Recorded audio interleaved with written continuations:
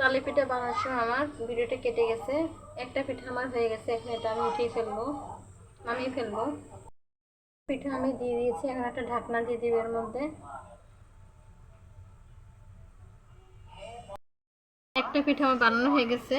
সবকটা এভাবে ভাপে আমি বানিয়ে নিয়ে পরে চুলার মধ্যে কলা পাতা দিয়ে একটু পোড়া দিয়ে নিব। পিঠাটা অনেক সুন্দর হয়েছে, পুরো ভালো মতো ভাপ হয়ে গেছে। একটা পিঠা আমার হয়ে গেছে, এটাও আমি নামিয়ে নিব চুলা থেকে। এবার সবকটা ভাপ দিয়ে পিঠা বানিয়ে নিব।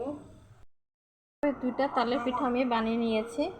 এখন একটা কড়াইয়ের মধ্যে আমি কলা পাতা দিয়ে একটু চুলার মধ্যে একটু পোড়াই নিব, যাতে একটু সুন্দর স্মেল আসে আর পিঠাটা ভালো মতো হয়। সবগুলি পিঠা বানানো হওয়ার পর আমি একসাথে দিয়ে পোড়াই নেব চুলার উপরে। তালের পিঠাটা আমি কেটে নিচ্ছি।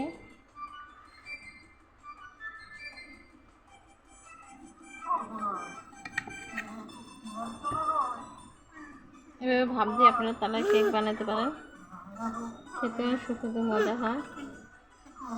আজকে এই পর্যন্ত, সবাই ভালো থাকবে। দেখেন পুরোপুরি সিদ্ধ হয়ে গেছে, খেতে অনেক মজা হয়েছে। আজকে এই পর্যন্ত, আল্লাহ হাফেজ।